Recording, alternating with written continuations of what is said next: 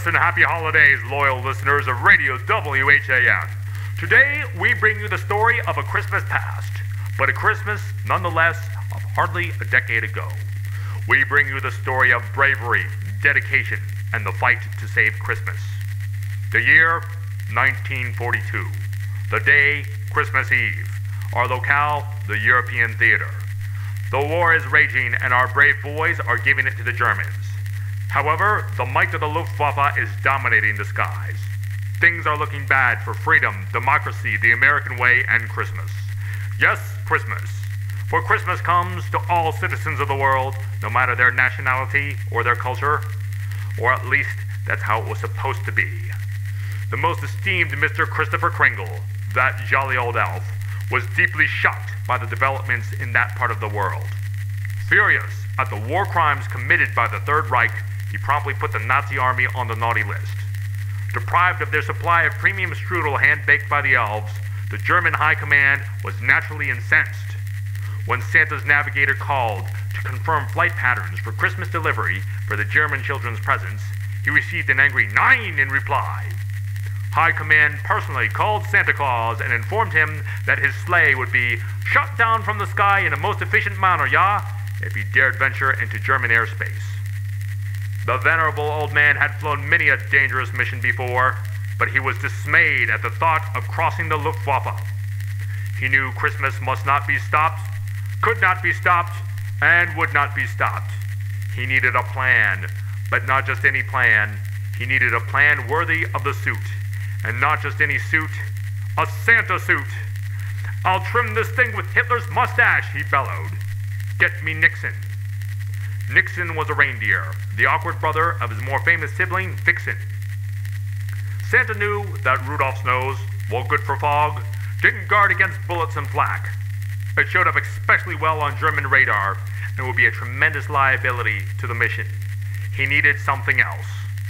Now Nixon, who was known for his stealthy listening abilities, had heard of a daring young American fighter pilot while monitoring the radio waves one night.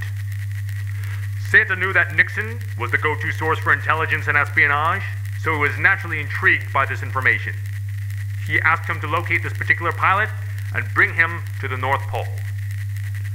Our young hero strode into Santa's office with a look of amazement on his battle-hardened yet youthful face.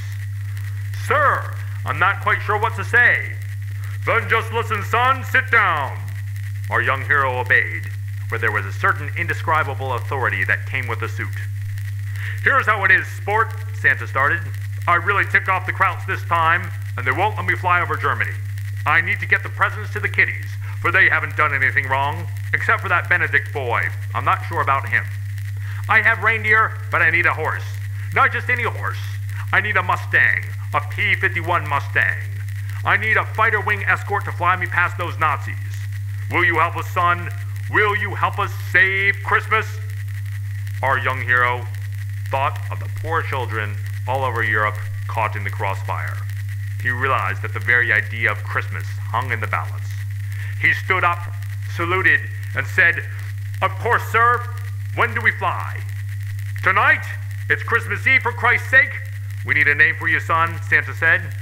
"We shall call you Lieutenant Prancer. We have a plane waiting for you."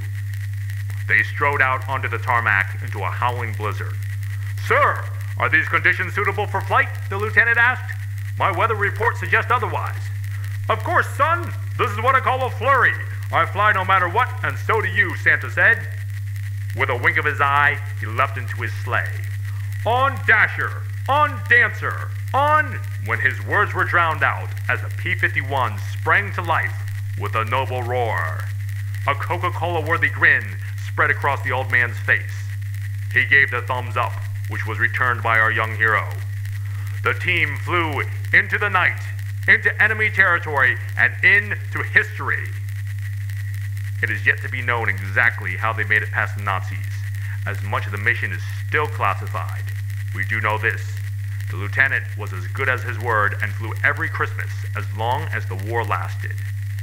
Due to the space-time continuum warp that was at Santa's disposal, the lieutenant flew 54 missions in all, and was awarded the Flying Sleigh and the Christmas Star for his valor and bravery in the steely winter skies over Europe. After the war, our hero, not quite so young anymore, moved to suburbia and tried to live as normal a life as anyone could. Humble by nature, he rarely spoke of his daring deeds, but he always left a set of weather reports by the milk and cookies his kids left out for Santa. Not that a snowstorm would ever stop Kris Kringle.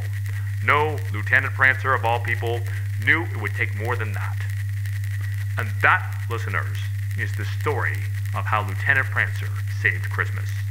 Merry Christmas and Happy Holidays. Best wishes for a prosperous New Year.